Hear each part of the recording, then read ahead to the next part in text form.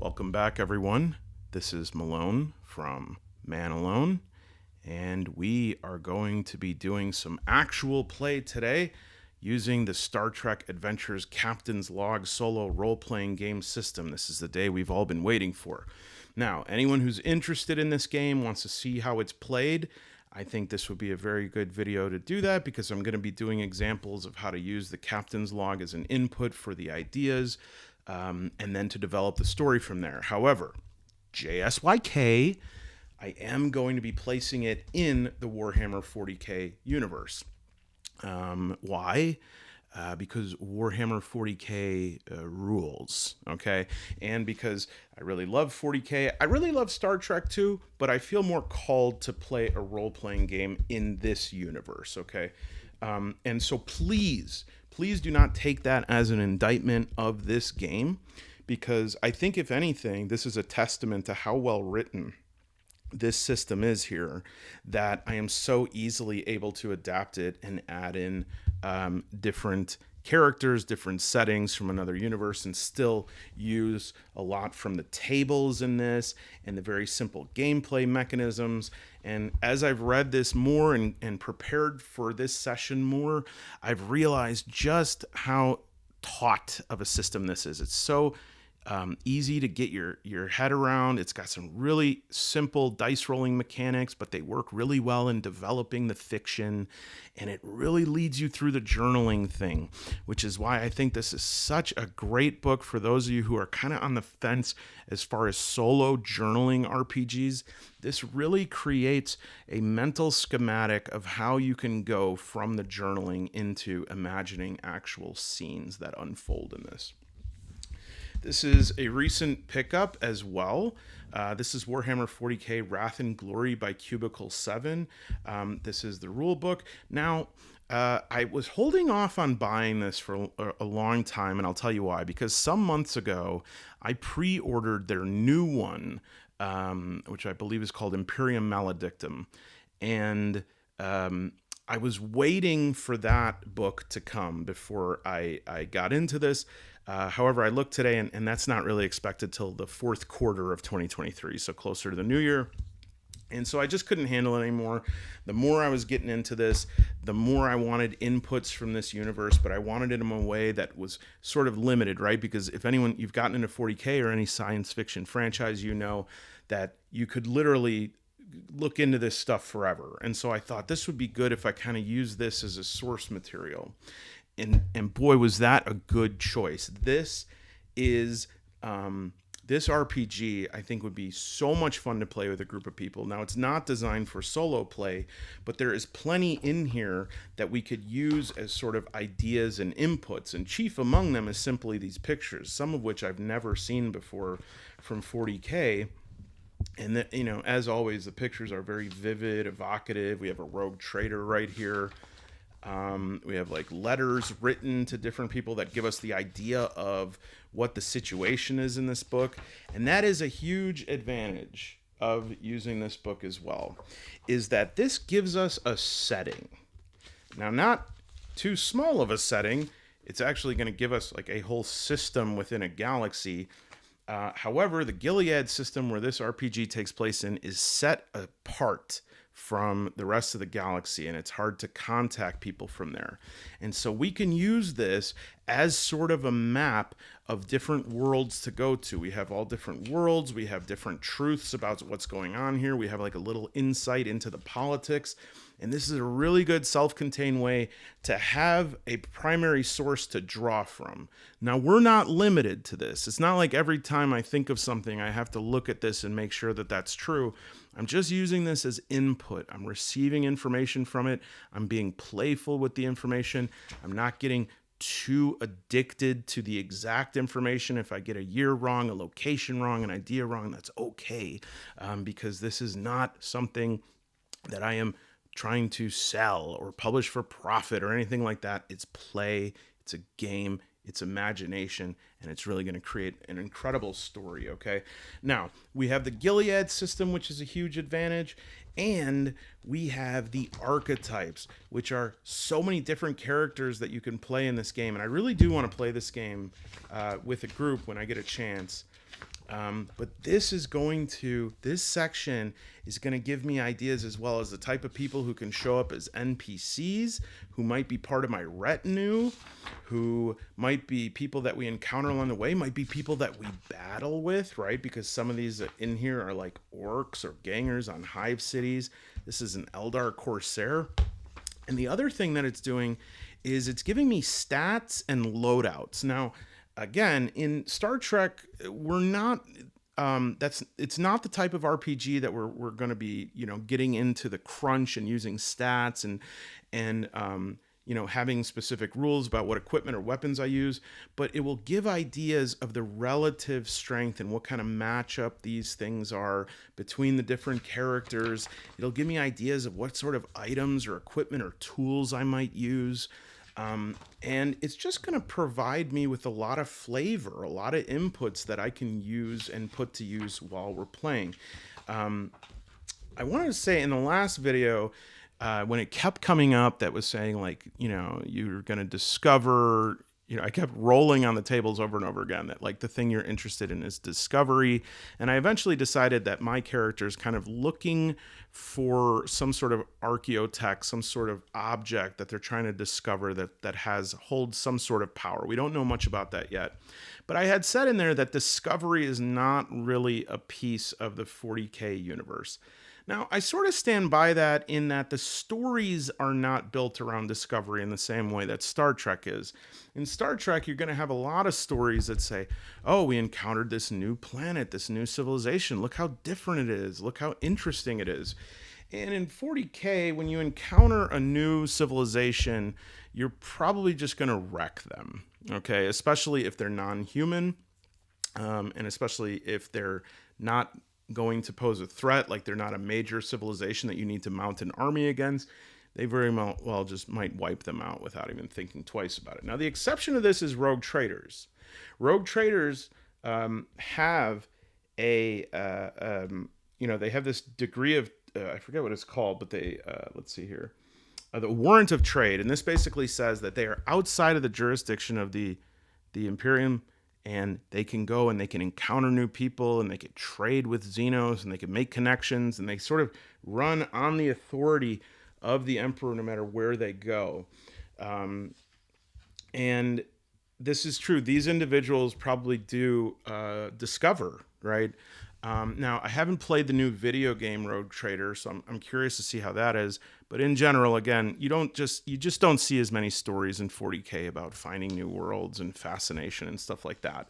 And so I think we made the right choice, at least in the first playthrough here, to use the Inquisitor. Speaking of which, we have an example Inquisitor here, and I kind of like this because this is just sort of a nameless Inquisitor here, but so many things match with what I was thinking about with mine, which is you got this power hammer, you have power Ignatus power armor, there's probably a carapace in here, we have this little servitor skull, and I can't really see it, but maybe the Inquisitor's rosette, which is sort of their official medallion. It looks like an eye from the Imperium that gives them the authority to conduct, it gives them the authority of the Emperor, which is a lot of authority. They're sort of like singular dictators. They're able to just make any choice by fiat of their own judgment, unless it defies the Emperor directly or another Inquisitor. And so really you have to think about the fact that there's not many people, there's not many Inquisitors compared to the trillions and trillions of people in the Imperium. And so, in other words, they can do what they want. The other thing that was awesome and that I definitely have already put to use in this book is there is weapons. Okay, I can just look on this side here. War gear. All right. And so this is great because, I've followed 40K for quite some time, but it's impossible to know all of the different weapons and stuff. There's like tools and equipment, power armor, and of course, the real fun here is like these different weapons from different factions, the Flama, the auto gun, combat shotgun, and of course everyone's favorite, we got, well, those are orc weapons. We have the bolters. I might have passed those, but now we had said that my character was going to be more of someone who likes to use melee weapons, right? So maybe a chainsword, a power axe, a power hammer, and so we're really going to be looking towards that. But again, this is going to give me a good idea of like the differences, what kind of challenges I'm facing, etc., so that I can make decisions about how difficult an encounter is, what sort of advantages I have, etc., etc. So suffice to say, this is a great resource. We're gonna call on it during the playthrough. We're not gonna worry if we don't get everything perfect. We might look some stuff up as we're playing through, just as a reference. But for the most part, we're just gonna go into the theater of the mind. Now, what I have done beforehand here is sort of did some rolls to take care of a few creations of things that, because the last video was an hour and a half, I didn't want to keep pushing it. So I did the battleship on my own. I also have set up an OBS. So God help us. Let's see if this works. So this is going to be kind of my main play area right here. I hope everyone can see everything. And, you know, a place next to the camera right here is going to be like my basic stats. We'll try to update those every playthrough. Down here is the custom sheet that I made to keep track of my ships and stats and everything so that I can augment it specifically for 40k. Now, the only thing that's kind of weird is when I move through these sheets, a weird thing happens that you'll have to forgive me for until I figure out how to do it better. But they kind of minimize. But I want to just show you these changes I made here. Okay, so my Inquisitor's name is Atul Abfo, and this spelling, I don't know why, I made it kind of French. And if you saw the last character creation, I changed some of the stats that were present in Star Trek just to suit 40k better. Okay. You know, I think that the only one that maybe might not be secondhand, because I'm pretty sure I made it up as a word, is void faring. And this is just sort of somebody's comfort in space, like their space legs, how resourceful they are, how good they are at surviving in space. My character favors more melee than ranged weapons, even though in the creation it said they have good eyesight. We'll have to think about how that works. Right here, I have some important stuff from their early life and upbringing. They were born on a cosmopolitan world of Ventarax. I just sort of randomly created that name. Their father was a merchant. They were recently promoted to Inquisitor, and I worked it out that they started out with a medical career, but they were drafted by the Inquisition for this rare, unique research in the xenobiology, and because they just had the right stuff. These are the career events we talked about last time. These are the values we talked about last time. And these are the focuses. And these are things that when we're involved in those sorts of activities. Now, the way that I think it plays out in the book is when you have anything that directly involves this sort of focus, you could maybe roll with an advantage. I actually have to look up how that works because I keep saying that, and I'm not sure if that's the actual rule. I'd like to at least see what it says here, but that's okay. In the first play session right now, I don't think we're going to necessarily, well, maybe. You know what? Probably what we're going to do for now is if we do anything that involves one of these focuses, I'm going to add 2 to the roll. This is a D20 system, so whenever we encounter a task, which means something we have to roll for, what we're going to do is we are going to roll, and then I probably should get something that shows the dice a little bit better, but I'll do that next time. We're going to roll after we look at these different attributes and disciplines. We determine what 2 things, what pair is involved in the task, okay? So if, for instance, somebody is having, you know, say my guy is locked up in a melee engagement where think of like two swords clashing and sparks going off, and we say, oh no, who's going to come out on top? We would probably combine will with melee. And then we'd add 10 plus 3 is 13. And at least one of my die has to be equal to or less than 13. And so we have a 5 and a 20. And so that is less than, right? Because 5 is less than 13. And if I had a sort of, let's see here, a focus that was related to that. I'm sorry, I said I would add 2 points. I would subtract. So I'd make it a 3, say that if one of my focuses were like sword fighting. Now, I did roll a 20 though on this side, okay? And because I rolled a 20, that's like kind of a crit failure. And that means that I have received a threat. And a threat means that we would use this book to add a complication, okay? We would add something that made the current situation a little bit more difficult. And I assume sometimes probably if we roll a success and a threat at the same time, they probably could cancel each other out. But just assuming here that they didn't, there is a way to look up what are called advantages. Sorry, I found the page here and then I lost it. Oh, there's a quick reference guide here.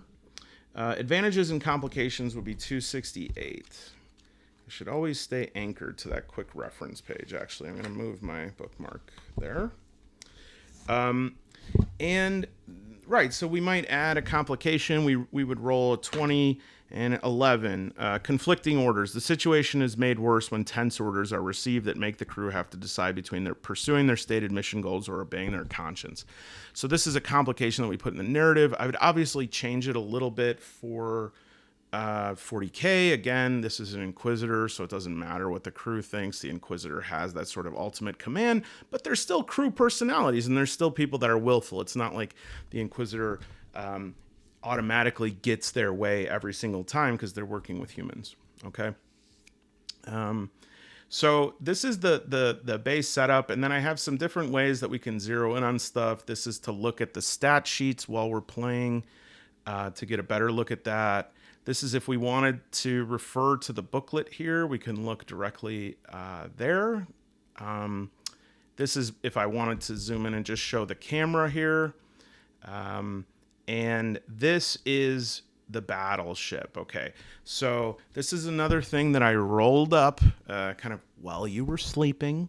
And up here, I have the crew. And so far, I don't have everyone. I know that there's me, and I know that we have a navigator and a chirurgeon, which is sort of a surgeon of the future. And if we look on the second page here, I did put these people in the retinue. So we have Romeus Belial, who's the chirurgeon on the ship. That's an old mentor. And Calaxus Mero is our navigator. Other than that, I don't know who else is up yet. That's why I put a question mark next to it. We'll see who else is a part of my ship, but I figured I would create 2 characters in advance. Otherwise, my Inquisitor is going to be kind of standing there after the beginning going, well, hello, everyone. And then it just kind of echoes. So just to focus on the ship, though, this is I named it Eisenberg, kind of in honor of what I rolled up in Star Trek Adventures, which was an Eisenberg-class ship. It's an inquisitorial black ship because I felt that was pretty close to an Eisenberg class, which is more of a diplomatic ship. It has diplomatic suites and a short-term stealth field. It's an older ship, but it's in good condition. Now, what's interesting, the difference between an inquisitorial black ship and an inquisitorial strike cruiser is that a black ship is not as primed for battle. It's more primed for staying alive. It has stealth, it has protection, but it's not necessarily going to be able to do the things that an inquisitorial strike cruiser would be like ram into other ships or fire a complete array of torpedoes and just obliterate someone. It's going to have some weapons. It's going to have some defense capabilities. But generally, and we'll see once I read the first Inquisitor's log, this was not a ship that was ready to go into battle, okay? I did put up a schematic of it in the top right. And I also gave it some stats. Now, again, I changed some of the stats that were attributed to the ship before. And if we go to 141 in here,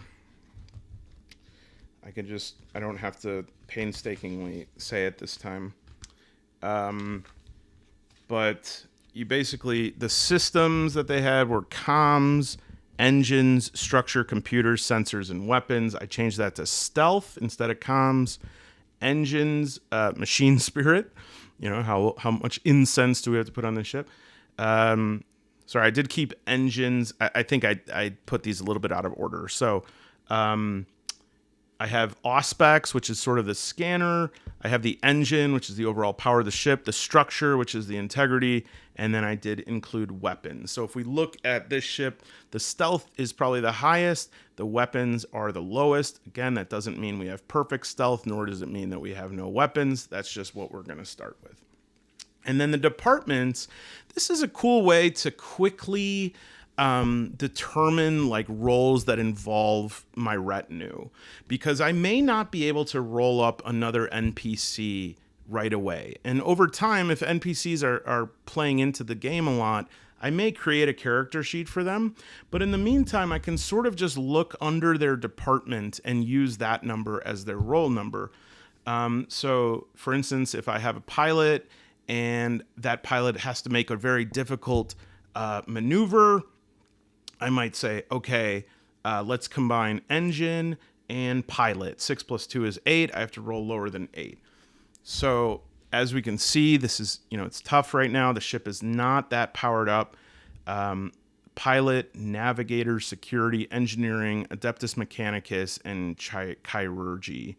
And I did separate out adeptus mechanicus and engineering because, the Mechanicus is going to be a little bit different. The Mechanicus might be involved in more than just making the ship work. They might have something to do with arming me. They might have something to do with, in terms of scientific, quote unquote, discoveries and stuff like that. So we'll see how that works out. If that's not working, it won't work. Now, I did have a listing here that says injured, and I wanted to change that just a better word for like if the ship has some like very bad damage. But I literally paid for this PDF maker, and by the time I put it out, like I had used up my one try of it. So we'll know what that means is the ship injured, and the location and docking, and then additional notes. I put the year. And again, we'll see how this goes. A couple of things right away that I knew that I wanted to change was, first of all, the leveling in this game. Now, I think there might be a bigger reason for this, and maybe we'll encounter it at some point and go, oh, this is why they did it that way. But they don't let you increase your total scores. Like, you can move your stats around, but you can't increase any of them. And I gotta say that kind of turns me off. I understand functionally that, like, it's not very realistic to say that, oh, my character's just going to keep getting bigger and stronger and, infinitely. But it kind of stinks that I can't reach a milestone and get better at void faring or gain some more knowledge or whatever it is. And so I think when I do level up, I might add a point. I might have the choice to add a point or redistrict a point, and we'll see what happens. Maybe if I level up a couple times and then I'm just completely overpowered, I'll say, oh, okay, that was why they did what they did. But like, you should get more powerful as the game goes on. I think that's part of the fun of it, at least for me. Your mileage may vary. The other thing that I didn't love was that their momentum system, where it said either you have momentum or you don't. It's not that way in Star Trek Adventures. Again, I was not able to figure out why it was that way in this game. And as I saw a lot of playthroughs, there were multiple times where people would be like, well, I got another momentum, but I already have one, so I guess I don't get anything. And to me, that's like, you should be able to be on a hot streak, right? And so I wanted to create a system of like, you can get up to 6 momentum or 5 or whatever, which you can use to re-roll or to augment your rolls. But I said, all right, let's try just a little bit here. So what I did is I made this little selector here, and I call it the Tide of Fate. And when you get momentum, you can get up to 2 momentum. But if you receive a threat, it starts moving backwards. And then if you use one, it also moves back. Okay, so I think that what we'll do so that I'm not constantly throwing in these complications and advantages, because I also saw that during solo play, is that the story was changing so rapidly because they're throwing in all these advantages and complications, is I'd say we're only going to throw in an advantage when we hit 5, and we're only going to throw in a threat or a complication when we hit 1. And the only way to use momentum is to take away 2, right? So I can't use a momentum here. However, the advantage here is that if I get a threat, it only puts me back 1. So I don't actually have to like give myself a complication. So we're only going to give complications at 1. We're only going to give advantages at 5. And if you use momentum, it's -2. I suppose maybe right here I could use it and put myself in a threat, but that wouldn't really make sense, right? Because I'm trying to avoid a threat. Okay. So that is the general overview. Please be lenient on me. This is the first time I've learned how to use OBS. I really don't know what I'm doing. I know there's a bunch of templates. There's a bunch of way better ways to do these things. And I'm just not very seasoned with this. So I did the best I could to include the information that I could. And hey, if you take a look at this, you're watching this and you say, I can't see these things, there's no purpose for them, maybe I can just, reduce the amount of windows I have here. But I thought this was pretty fun. And so let's give it a shot. What I'm going to start with right now is just I have some things in the Wrath and Glory book here that I may want to read you in the beginning, only because I want you to have the background, but we'll not do that unless I encounter those things, okay? Because I've seen a lot of these playthroughs, and they're kind of doing what I'm doing right now, is I think there's a lot of people who want to create characters, there's a lot of people who want to create a ship, and then when it comes to play, they're really delaying that. And I mean, that's fine. Everyone works at the speed that they work. There's no reason to jump into anything before you're ready. I don't feel particularly ready right now, but I kind of want to show you that you don't have to feel perfectly ready because, as they say in Star Trek, you have to go boldly, right? You just have to kind of go for it. And it's okay if it doesn't go great. I'm not going to embarrass myself. I'm among friends. We'll work it out. I can correct stuff later. But I did just want to get to actual play this time to show everyone when it comes to solo RPGs, you're never going to get to a point where you're like, okay, I got it all down. Because if you get to that point, you're not role playing. You're just kind of writing. Okay. So let's give it a shot. What we're going to do is I'm going to start with the Inquisitorial log. Just let me reduce that for 1 second. And here we go. I have to double or triple check this year. We'll see. And just so we remember, my Inquisitor is named Adtul Abfo. Okay. Randomly generated name. We've finally stabilized the main systems of our ship. What was supposed to be a very quick translation in the Empyrean was complicated by a sudden combustion of our Geller fields. Within seconds, we could feel the presence of darkness and filth seep into our hull. Our navigator, Calaxus Miro, lost a hold on the Emperor's light, and with the last glimpse of the Astronomican directed us into a passage back to Rio space. I commanded our pilot to take the route, and we indeed made it back out of the accursed nether. Other than our navigator, who is still in an obtunded state, the rest of the crew is largely unaffected, albeit a bit disoriented from the rapid change in our plans, as well as the incredible turbulence that came with the loss of our protective field in the warp. We are alive, yet our specs, positional relays, and chronometer are completely discombobulated. In other words, I have no idea where the hell we are. A routine transit to receive my full honors and rosette has turned into something of a predicament. This ship is not equipped with high-powered encounters, and if we meet enemies of the Emperor, beloved by all, we must pray for his protection. We will have to find our friends quickly, lest our enemies find us first. Okay, so let's just review here. My Inquisitor just got their Inquisitorial Rosette. This is the thing that an Inquisitor holds that is very difficult to fabricate, and if you tried to, it would be punishable by death. And it basically gives them sovereign authority over the entire empire of mankind. Okay, and so they just became an Inquisitor, and now they have to. They were coming back from that in this Inquisitorial black ship, and they had to do a quick translation into the warp. And as soon as they did that, the Gellerfields failed. The Navigator lost sight of the Astronomican, and they had one passage out. They took it, and they're somewhere where they don't know. Okay, and the Navigator is completely, probably almost comatose. Okay, and so what's going to happen now is our Inquisitor is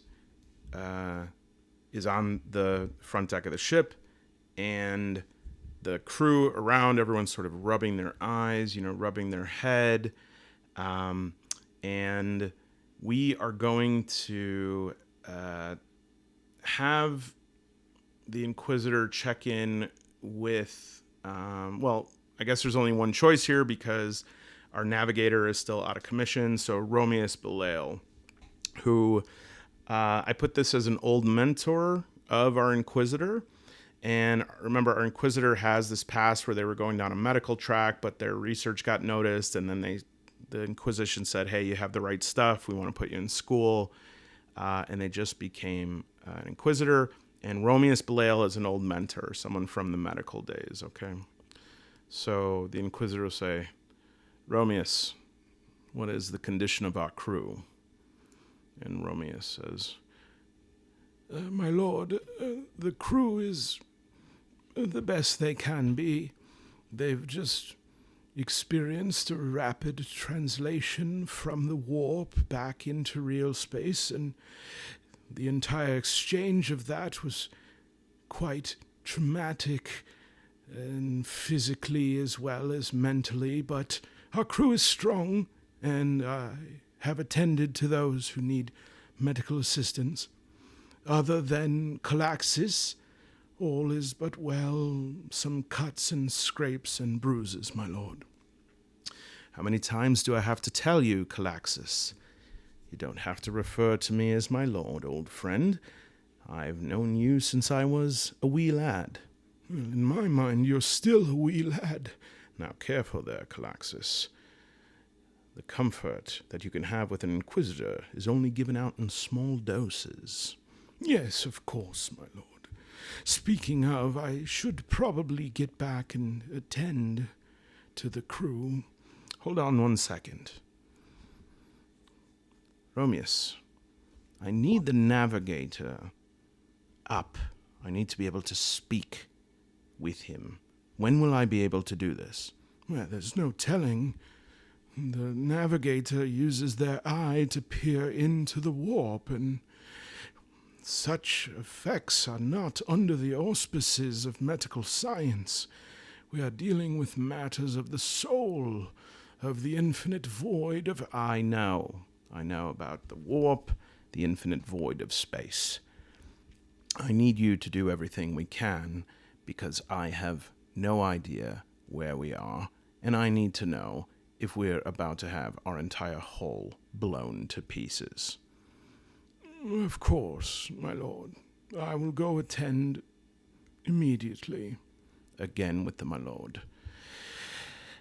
Romius, listen, one more thing. I need to consult you, if I may. But of course, when I agreed to join your retinue, my lord, Atul, it was a clear expectation that I would be one of the few that you would be able to consult, that you would be able to speak plainly to, so as not to compromise your inquisitorial certainty. It is true. An inquisitor must always be certain. They must always deliver their decisions with an air of self-assuredness. That is the certainty of the Emperor, for which we are one who channels such certainty.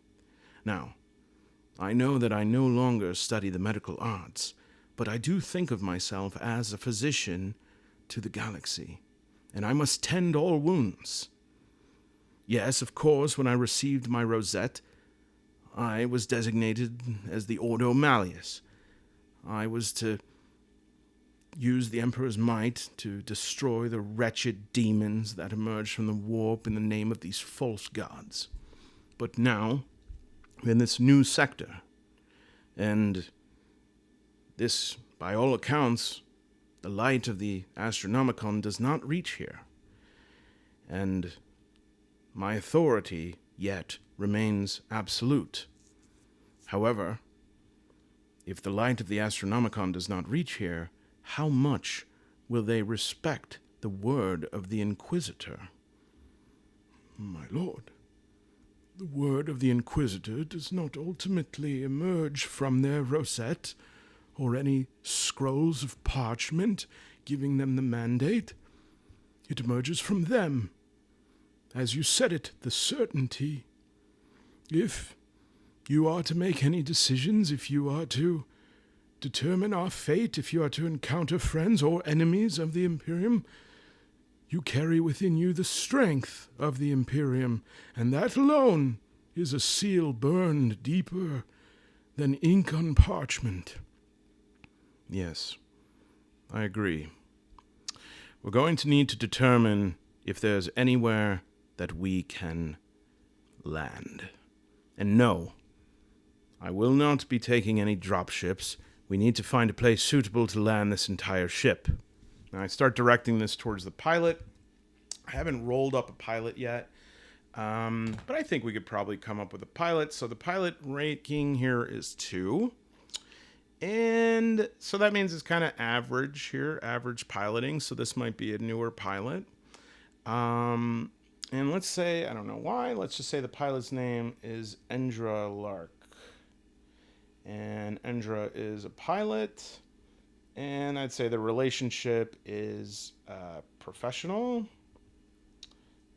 And let's just think about Endra. So Endra might be perhaps a little bit nervous. Maybe Endra has never worked under an Inquisitor before. And so let's just check in here with let's find something out. Let's find something out about Endra that is going to give us a little bit of background. So what I think I'm going to do here, let's go to the book, and sorry, I'm going to minimize it 1 second, and let's find out. Let's look at page. See if we can get to page 313. I'm just finding this table right here. Now I should mention there's this little tag at the beginning of imperial dates, right? 7, and that tag indicates how certain one is of where they are. And so a 0 means like you're on Earth, Terra, as it's called in 40k. A 1 means that you're in the Sol system. A 2 means that you're in direct astral communication with someone in the Sol system. A 3 means you're in contact with a 2. A 4 means you're at least in contact with a 3. A 7 basically says you have no contact with anyone. The Astronomican, the light, cannot be seen from where we are, right? And so we don't know, but we know it's the 41st millennium. Okay, it's the early part of it. Let's just see here. 313. So let's find out something about Endra, just to give like a little bit of quality. So I'm going to go to family events here. And what I'm going to do is just roll a d20, and we have a 6. And so, a rebellious child. Okay, yeah, that fits well with a pilot. So, Endra maybe has like a little bit of Kara Thrace, a little bit of Starbuck in her. And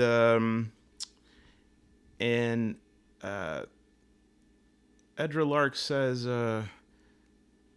yes, sir, or my lord, or I say, sir is fine. What is the condition of our ship? Well, sure. Well, everything appears. You see, everything appears to be intact, except we don't know where we are, and we don't really know when it is, and we can't get any guidance from the navigator. I know all of this. Is there any part of the hull that is compromised? We ran system checks, and I'm actually going to run a yes or no probability matrix here, just to see maybe. I would say, since I set this up, that it the way I set it up is that it was that we didn't have any like structural damage. It seemed okay, but I think we better do a scan of it. So we're going to call this somewhat probable, which means that if we roll a 1 through 12, then yes, everything's intact. And a 13 through 20 means no, there is a problem. All right, so a 4. So everything is intact. Yeah, everything is intact. Everything's fine, and the system is working fine for now, but eventually we'll need to fuel. And also, we're kind of out here in the open, and so we really need to move somewhere maybe that isn't so out in the open. Well, Endra, who do you think would be responsible for moving us somewhere that is safer? Well, that would be me. That's right. Why don't you find an asteroid or some sort of moon and go there, and then we can scan the area and see if we find anything. So, yes, sir, right? Endra is very thrilled to be able to do this thing that I asked, but there's an informality, maybe, which comes with youth, something that maybe I would not have tolerated as much with a more experienced pilot. But with Endra, I'm thinking, there's something that is forgivable about that, just because of the eagerness, the enthusiasm, and let's see here. So we need to find somewhere to kind of hide the ship, and we're gonna go with probable on that. So I at least have to roll a 15, and we roll a 6. Okay, so we find like an asteroid to park the ship behind. And we're going to do a scan. And what I think we're going to do is we are going to we're going to find a planet, okay? And we're going to see some water on it. Now, I have an idea of what that might be, drawn from this book. But let's see how much we know right now.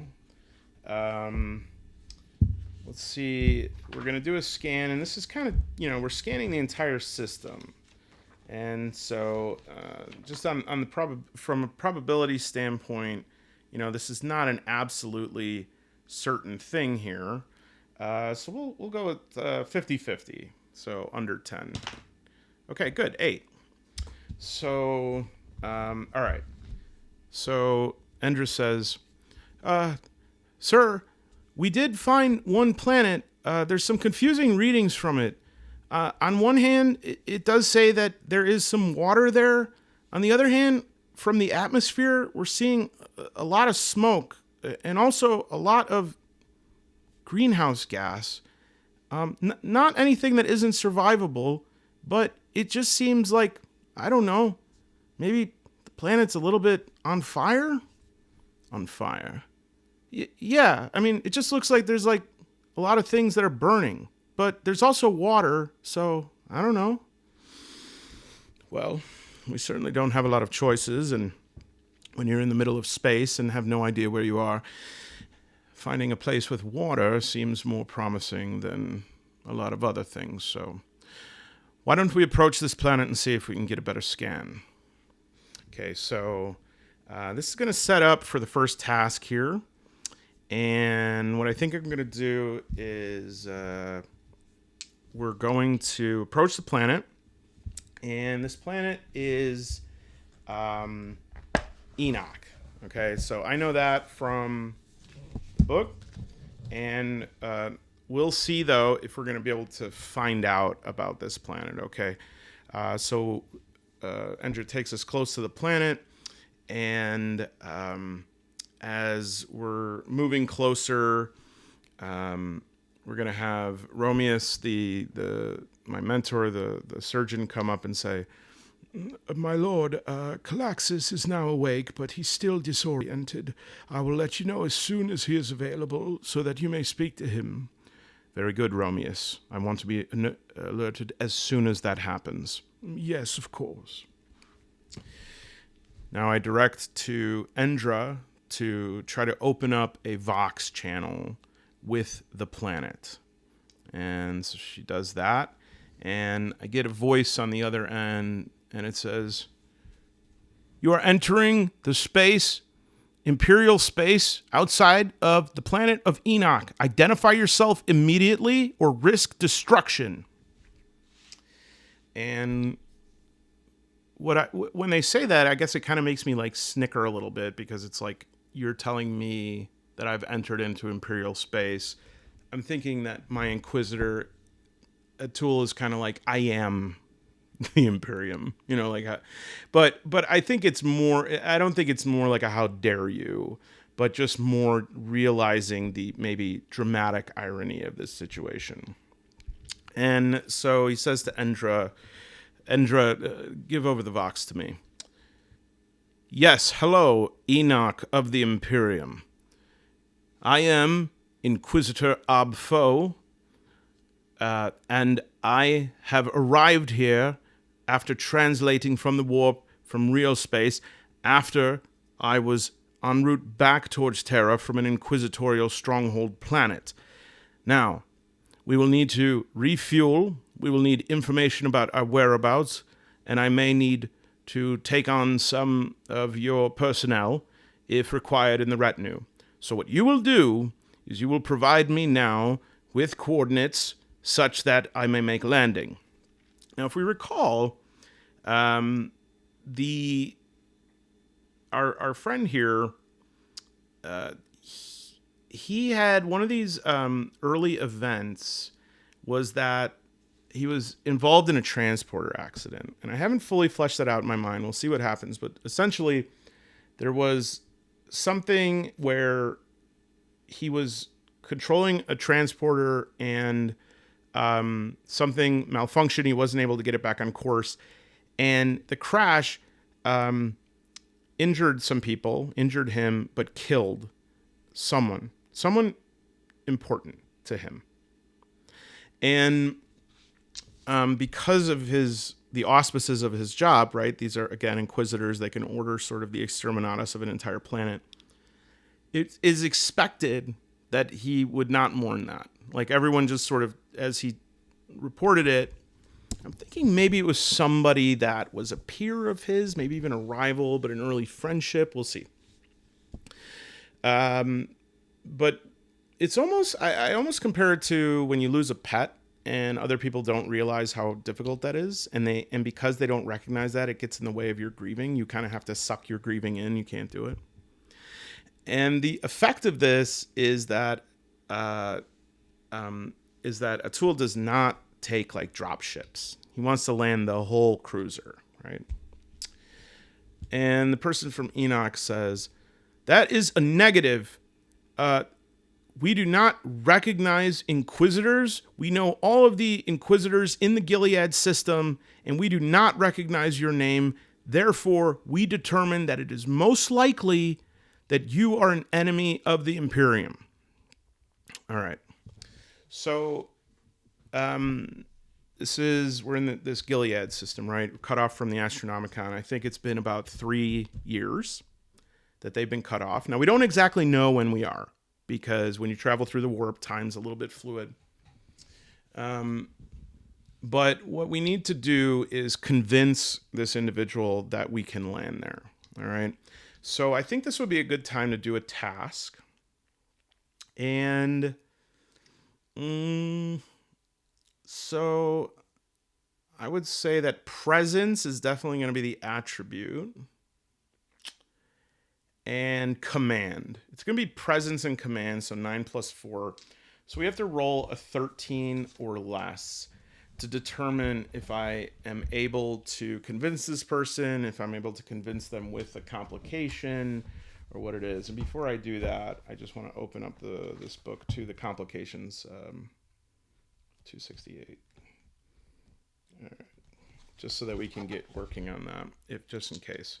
So again, this is going to be a presence plus command check. Command being sort of leadership. So we're going to roll 2, 9 plus 4, 13 or lower. All right. So wow, a double fail there. And so we'll say it was unsuccessful. You know what? We're not going to give ourselves a complication. We're just going to say it was unsuccessful. We have to try something else. And so maybe we try and I say, you need to, whatever you're doing right now, you need to stop and really think to yourself, is this the moment in which I am throwing away my career and possibly my life? And I don't know who you are, but if you claim to be a part of the Imperium, you do realize that you are refusing accommodation to a servant of the Ordo Malleus of His Holy Inquisition. Doing so puts at risk not only your career, but potentially your life.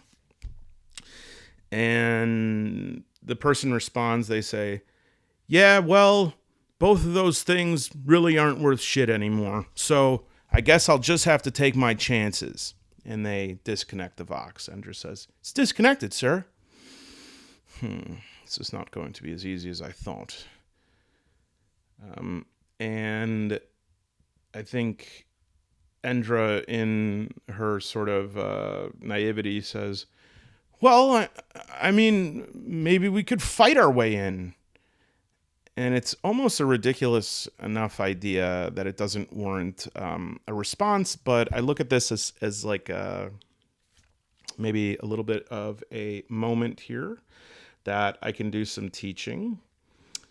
You know what I did not list on this sheet that I should have is like our mission success. Okay, because each mission is going to have 3 acts, and each of those acts is going to have 5 scenes. So this is probably the end of the first scene right now, and we have to determine whether or not this was successful. So I'll figure out a way to do that. But I say, Endra, you do realize that we are in the middle of a sector, apparently called the Gilead. As far as we know, the Gilead sector is completely cut off from the Astronomican. These individuals may not have been bathed in the Emperor's holy light for quite some time. And we are stuck here with them.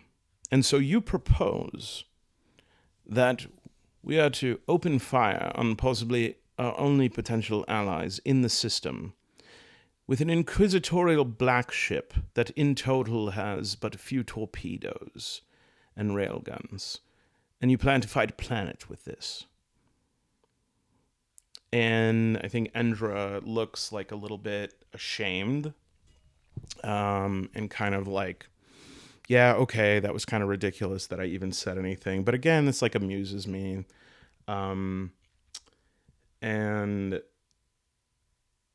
I think what we say then is Romeus comes up and says, well, perhaps we don't actually have to harm them.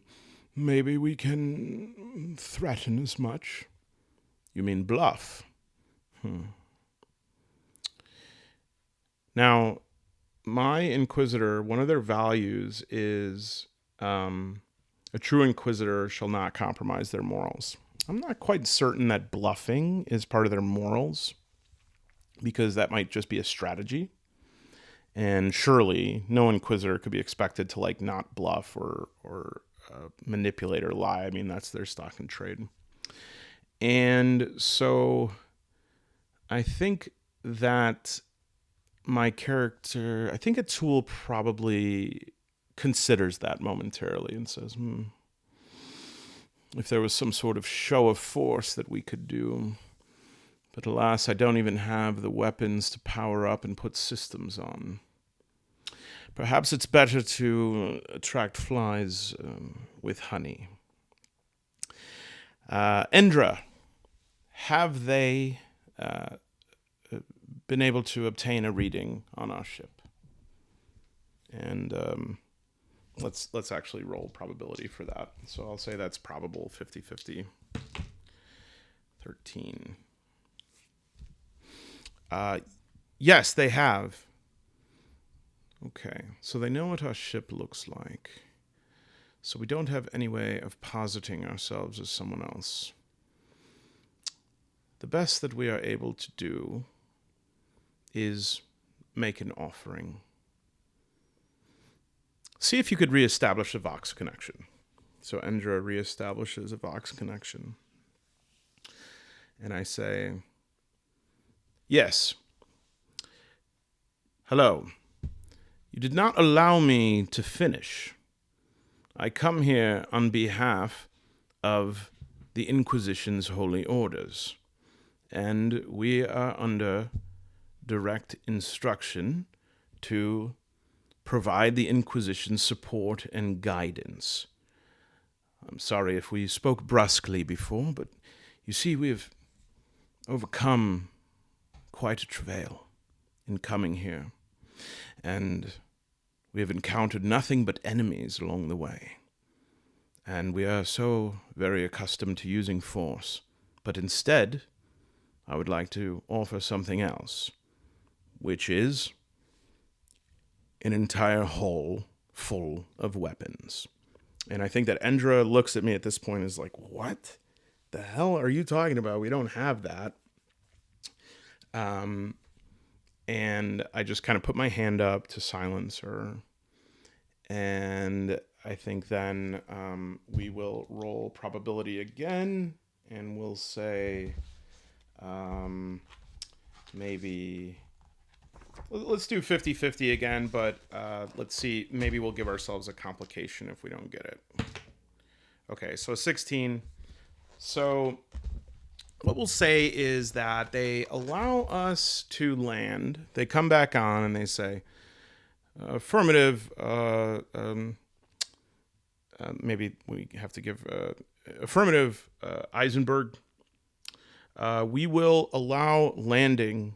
However, you will allow us to board your ship. You will remain on your ship, and until we enter it, enter the craft, and inspect it, and are able to pull out this hull of weapons, you will remain on the ship until that time.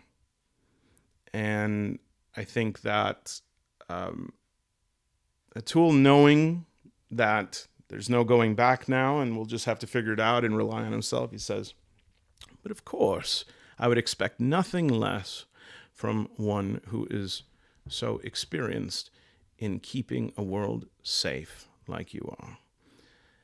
And the person on the other end, resists the flattery and instead kind of chuckles and says, well, why don't you see how safe it is once you come down here? And the Vox goes dead. So we are gonna, just because we'll get directly back into it on the next playthrough, and I'll write up sort of a recap of this as like the closing log. But just because we did some time to talk over things and prep a little bit, I'm going to end it there. I don't want to, we're already at an hour. I'm trying to promise myself to keep it around then, these videos. So, When we get back, we'll see how Atul is going to deal with landing on this planet. We're going to find out what it is. We're going to find out how he gets out of this. All that and more next time. I hope you enjoyed this brief little actual play here. And if you have any suggestions or ideas, please add them below. And we will see you in episode 2. Thank you so much.